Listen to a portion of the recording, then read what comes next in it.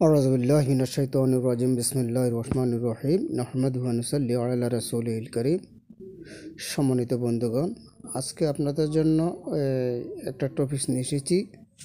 অনেক তান্ত্রিকই বলেন যে তন্ত্র মন্ত্র যন্ত্র কোনো কিতাব কর্ম দিয়ে কাজ হচ্ছে না, তো না হওয়ার কোনো কিছু কথা আছে। আজকে আমি সেই কথাগুলো কেন হচ্ছে না এই কথাগুলো আপনাদের সামনে তুলে ধরব।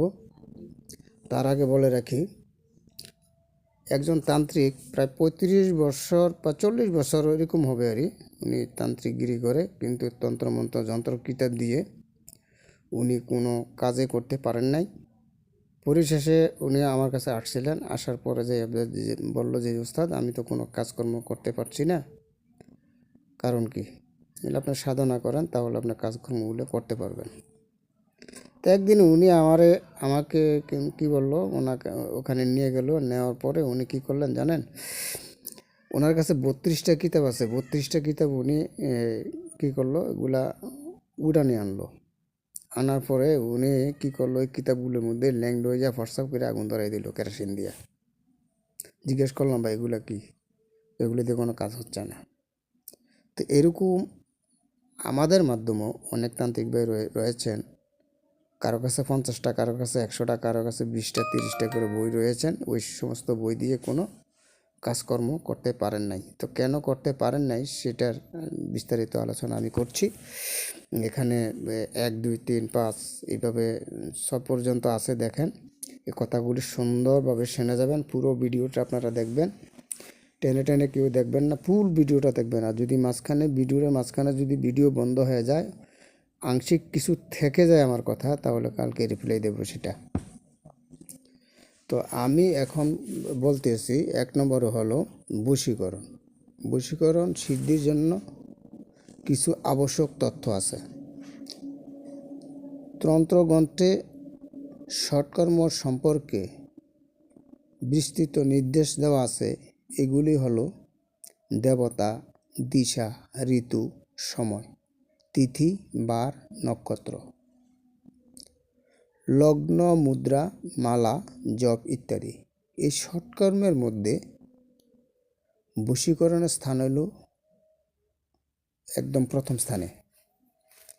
এই ক্রিয়া দ্বারা সংশ্লিষ্ট ব্যক্তিকে বশীভূত করে নিজের ইচ্ছা অনুসারে কাজ করানো যায়। এটাই হলো এই সাধনার সবচেয়ে বড় বিশেষত্ব।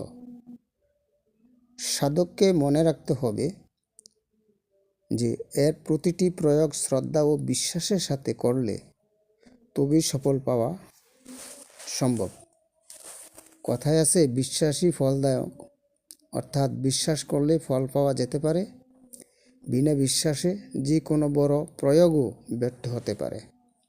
অতএব যে কোনো প্রয়োগ করার আগে পূর্ণ বিশ্বাস ও শ্রদ্ধার সাথে কাজ শুরু করলে তাতে সফলতা মিলতে পারে। তো সাধনার জন্য আমরা কী ধরনের আসন করব এবং নিজের শরীর কীভাবে সুরক্ষা করব সেই বিষয়ে আলোচনা করছি। একজন সাধক তার সাধনার আসন না বিছিয়ে, যদি আসন না করে শুধু মাটিতে বসে করলে তা সিদ্ধ হবে না। এবং ফল হতে বিলম্ব হয়। মাটিতে বসে সিদ্ধ করলে হবে, এটা ফল হতে বিলম্ব হবে। তাই আসন না থাকলে কয়েকটা ফুল মাটিতে বিছিয়ে তার উপর বসে সাধনা আরম্ভ করা যায়। আসন যেমনই হোক, তা বিছানার আগে মাটিতে গোবর লেপে এবং শুধু জলে ধুয়ে তার উপর ফুল রাখতে হবে। এবার যে আসন পাতার দরকার তা পেতে নিজ সুরক্ষার জন্য নিজের আসনকে কিলক মন্ত্র দিয়ে বেঁধে নিজের আসন সুরক্ষিত করতে হবে। আমি মন্ত্রটা আপনাকে বলে দিচ্ছি, যদিও মন্ত্রটা না দেখাচ্ছি আরই।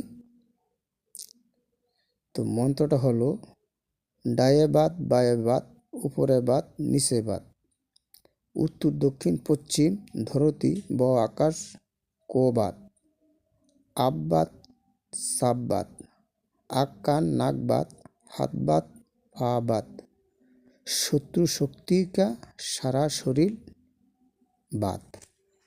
এই প্রকার মন্ত্র বলে আপনি কি করবেন, চাকু নিয়ে আসনের চারপাশে চক্কর কেটে দিতে হবে যতক্ষণ সাধনা শেষ না হয়। ওই গণ্ডি ছেড়ে বাইরে আসা চলবে না।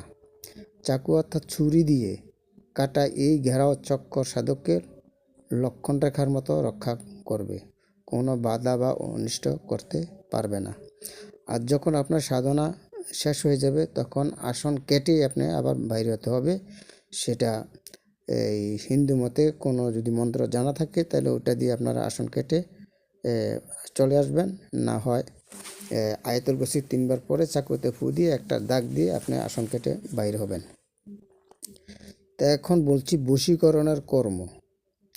বশীকরণ নামক কর্ম হইল ব্যাঙের চামড়া আসন, আকর্ষণের জন্য মৃগ চর্মসন, উচ্চাটনের জন্য উটের চামড়ার আসন, মারণের জন্য উলের কম্বলের আসন এবং অন্যান্য কর্মের জন্য কু আসন।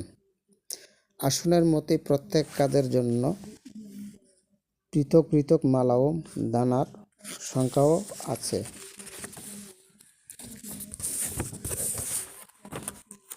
মালা কীভাবে প্রয়োগ করবেন, যেমন তুলসী, রুদ্রাক্ষ, পুষ্টিমণি, হাতির দাঁত, মুঙ্গা, শঙ্খ, শিব, চন্দন, হলুদ, মতি, কলম, ঘট্টা, গোড়া, গাধা, ভেড়ার দাঁত পর্যন্ত সাধনার সময় লাগতে পারে।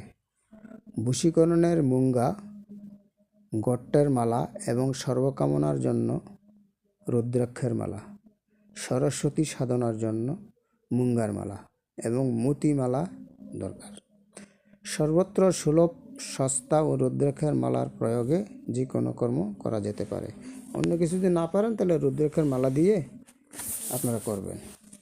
এখন আপনি তো জপবেন, মালার সংখ্যাটা হবে কত?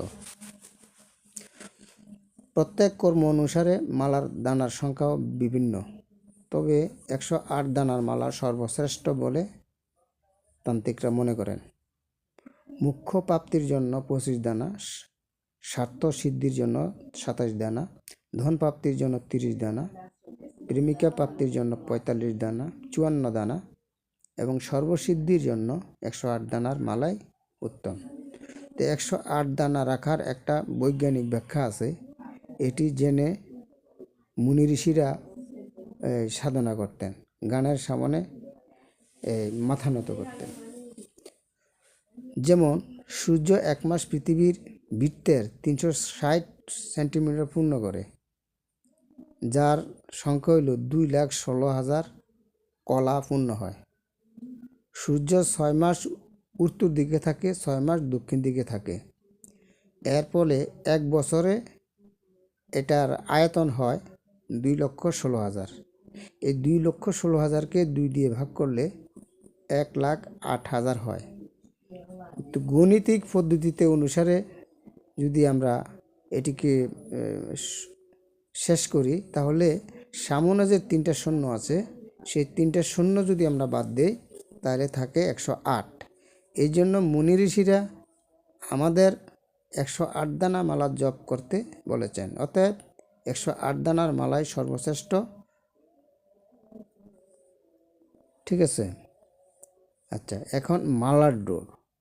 আপনি কী দিয়ে মালার ডোর করবেন? শান্তিকর্মের জন্য পদ্ম সূত্র, আকর্ষণের জন্য গোড়ার লেজের চুল, মারণের জন্য মাথার চুল এবং অন্য অন্য কর্মের জন্য কার্পাসের সুতোর দাগা প্রভৃতি মালা হওয়া চাই।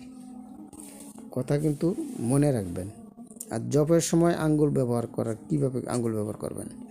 শান্তিকর্ম স্তম্ভন বশীকরণের জন্য কনে আঙ্গুল ও তৃতীয় আঙ্গুল বা মধ্যম আঙ্গুল এবং কনে আঙ্গুল দিয়ে মালা ফেরাতে হবে।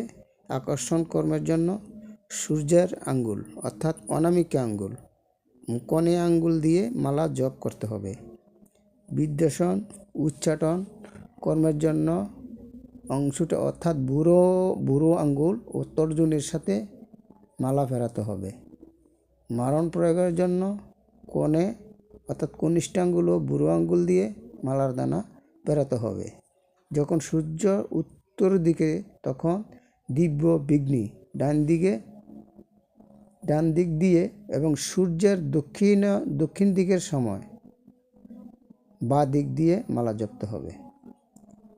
মনে রাখতে হবে যে জপ মালা ফেরানোর সময় তা সবার চোখের আড়াল থাকতে হবে। মালাগুলি একটি কালো কাপড়ের তলে দিয়ে তারপরে আপনার মালা জপ করতে হবে।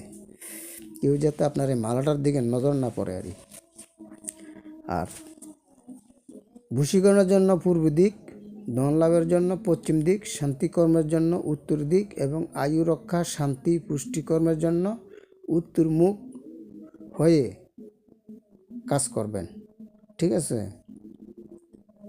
তো এই ছিল আজকের এই ভিডিও। আশা করি আপনারা বুঝতে পারছেন। যদি না বোঝেন তাহলে ইনশাল্লাহ ফোনে যোগাযোগ করবেন। এইগুলি দিক বিবেচনা করে কাজ করতে হবে। এবং আরও তো তন্ত্রের শাস্ত্রে তো অনেক কথাবার্তা রয়েছে, তবে আমি আশা রাখি আজকে এই যে সংখ্যাগুলি দিয়েছি, মালা প্রয়োগ, মালার দানার সংখ্যা, আঙ্গুল ব্যবহার, এগুলো বলে দিয়েছি। আরেকদিন অন্যান্য বিষয় নিয়ে আমি আলোচনা করব। তো যাই হোক, তো আজকের ভিডিওটা কেমন হলো, যদি ভালো লাগে, পছন্দ হয় তাহলে একটা লাইক দিয়ে একটা কমেন্টস লিখবেন। তারপর এছাড়া বশীকরণ, মহাবশীকরণ, উচ্চাটন, সম্মোহন, শত্রু দমন, স্বামী স্ত্রী অমিল, দেশ এবং দেশের বাইরে সকল জায়গায় কাজ করে থাকি। ইনশাল্লাহ যোগাযোগ করবেন। এবং তান্ত্রিক কবিরাজ ভাইরা ভালো মানের বই থাকলে বইয়ের জন্য যোগাযোগ করবেন। আর যদি কেউ কাজ শিখতে চান তাহলে ইনশাল্লাহ শিখতে পারেন। তো যারা আজকে নতুন করে ভিডিওটা দেখতেছেন তারা চ্যানেলটাকে সাবস্ক্রাইব করে নেবেন এবং বেল আইকনটি অন করে দিবেন, যেহেতু আপনাদের জন্য প্রতিদিনই আমি একটি করে ভিডিও নিয়ে আসি, সেহেতু আপনারা যাতে ওই ভিডিওগুলি পেয়ে যান এবং নিজেরা কাজকর্ম করতে পারবেন। তো আজকের কথাগুলো সামনে রেখে আপনারা কাজ করবেন এবং ভবিষ্যতে আরও কিছু কথাবার্তা নিয়ে আপনাদের সামনে উপস্থিত হব। অর্থাৎ তান্ত্রিক জগতের সকল কথা নিয়ে আপনাদের সামনে আমি আলোচনা করব। কেন কাজ হবে না আপনাদের তন্ত্রমন্ত্র যন্ত্র দিয়ে, কেন কাজ হবে না? অবশ্যই 100% আপনাদের কাজ হবে। আর যাই মুসলিম ভাইরা, আপনারা তন্ত্রমন্ত্রের দিকে না যাওয়াই ভালো। তো আপনারা কোরআনিভাবে রুহানি শক্তি বাড়িয়ে কোরআনিভাবে কাজ করাটা সর্বোচ্চ উত্তম। সবাই ভালো থাকবেন। আসসালামু আলাইকুম ওয়া রাহমাতুল্লাহি ওয়া বারাকাতুহু।